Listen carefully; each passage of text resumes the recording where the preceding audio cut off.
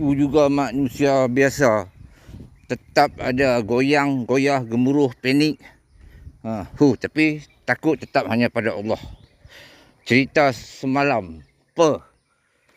Selama duduk berhadapan dengan alam mesti tak pernah lagi ya. Jadi semalam aku tewas. Kebah terguling. Nanti aku tunjuk tempat lah. Baru nak buat konten secara langsung kat TikTok. Ni.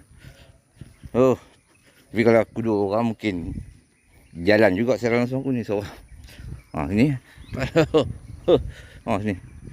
Ni. Ni. Ni. Pergi ni baru nak buka kamera.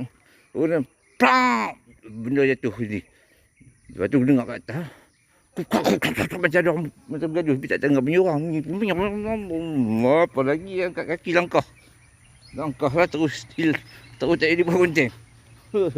Terus tak marah kat sini. Pagi ni pun muncul balik.